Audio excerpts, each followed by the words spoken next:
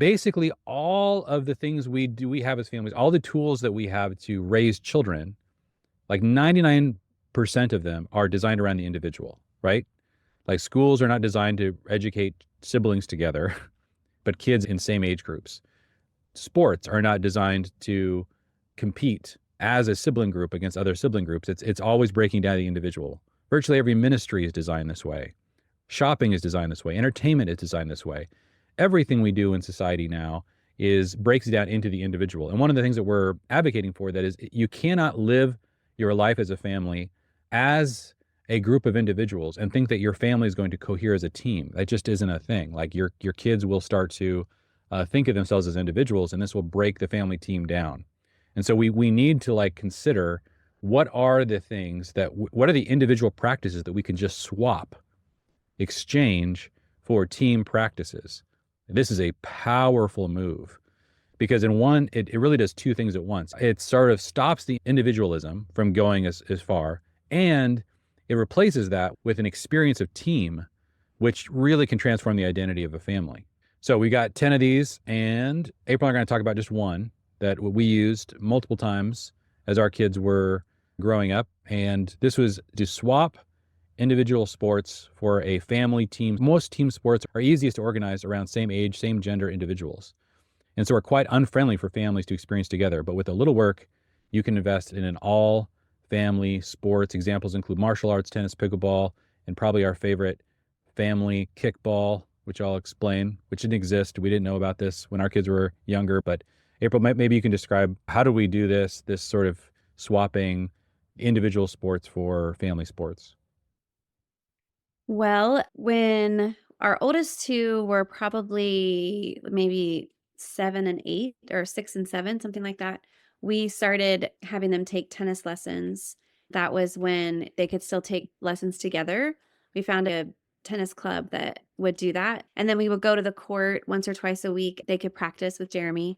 I think I was probably pregnant with somebody, and I had a little walker who had a little one of those grocery carts, like a plastic grocery cart, and her job was to go around with her grocery cart and pick up the tennis balls and put them in her cart. And so that was a way we kind of made it a team thing at that stage. And then we probably I think we added our third kid into that the tennis lessons. And then years later, I can't remember, I think our oldest is maybe 15 or so. So 14, 15, and then on down, Jeremy went into a martial arts dojo near us and asked the man there if he would the master if he would be willing to teach like create a private class so that he could teach our whole family together at the same time. And so we also had a nephew do it with us. So it was, I think the youngest was 5 up until 15, and Jeremy and I. And we all started off as white belts, and then we all progressed together. And we did that for 2 solid years. And then our son continued on after us and went on to second degree, maybe third degree black belt. But this was Taekwondo. And so that was incredible for us. We did that twice a week for 2 years. And it was so beneficial in so many ways. Master Fry was a great leader and was not intimidated to lead us along with our children. And Jeremy and I were very humbled by having to learn these things, Humiliated, but humbled, yes. humiliated along with humbled. All the different kicks and breaking boards and all these things. We did it with the kids. And then we had to do what they call testing. So every so often there would be a testing to level up to the next belt. And that is a performance in front of the audience of parents that are there to watch their kids do this. And Jeremy and I were up there with the kids doing it Praying that no one again. would recognize us, none of our friends would show up. All we Yeah. had people we knew. We're like, here comes the Yes. show. Yeah. So it was so good for us to learn a new skill at that age. It was really good for the kids to see Jeremy not be good at something and then be taught by someone. To watch their dad learn was actually, I think, a very positive thing. They became really encouraging to us when we would have a hard time. This guy had a tradition in his dojo of whenever it was someone's birthday, that the whole class had to do that many burpees. So when it was Jeremy and I's turn, our birthdays, the kids were not happy with how many Oh, burpees we had to do. We had to do how many burpees for how old that person was yeah. turning. We were So in our 40s. yeah, I think we were in our 40s then. So that was not fun for the kids. But so many different things we learned in that time and that we did together. And it was very bonding experience. We learned how to spar so we could take stuff out on each other, but we had sparring gear, so it was safe. Yeah, Um, somewhat safe. somewhat safe. So that was a big one. And then I know there have been different times in and out where Jeremy has a pass to a gym that has like a buddy pass on it. And he would always try to bring a kid with him that was old enough. I think we had to be 13 or something like that. So some of the younger ones couldn't wait till they were 13 so they could go to the gym with dad. So just thinking about, we tried running. We did We for discovered a hot after like minute. two attempts that we are not a running family. So you Which I can think would try be that. awesome, by the way. If you're a running family, you can run Yes. 10Ks or marathons or something Yeah. like that as a family. Do it. We failed So, miserably. Yeah. Both April and I basically hate running. yeah.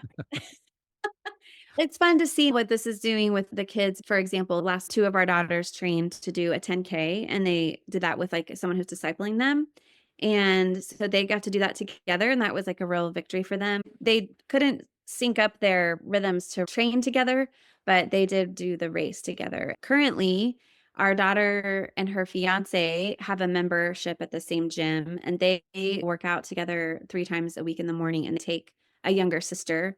One of our daughters takes another daughter with her to go. So it's a thing Yeah. now, kind of like do some kind of exercise or workout together. I love that so much.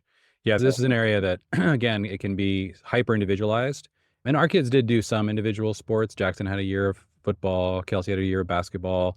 We weren't necessarily against those experiences, but man, once it became a win for the whole family, we could just double and triple down on it. There's just no hesitation. Sometimes like when Jackson was playing football, there was 4 practices or 3 practices a week plus a game.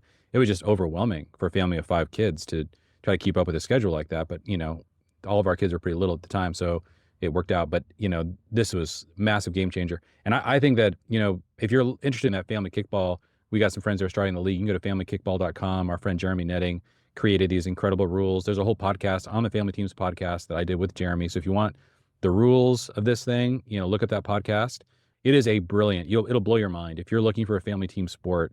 Yeah, these are all great options: martial arts, tennis, pickleball, running, family kickball. I have a friend who's trying to do a similar way of tweaking the rules so that there could be family soccer, and I'm very interested in that. So if anybody's figured that out, let me know. I'd love to have you on the podcast. I'm a huge fan of this. There's like 10 moves that we're talking about that you can make to swap an individual activity for a family one. But yeah, this is a fun one. I want to encourage you guys, if this is helpful, we're just a huge fan that, you guys, we need to be working together to figure out how to make this transition from individuals to teams. And so we'd love for you guys, as many of you guys as are willing, to jump into February's accelerator and get the playbook, get on the coaching calls. And so, yeah, jump over to Family Teams and sign up for the accelerator if you're interested, get more information over there. And definitely would love for y'all to check out the movie list at familyteams.com/movies.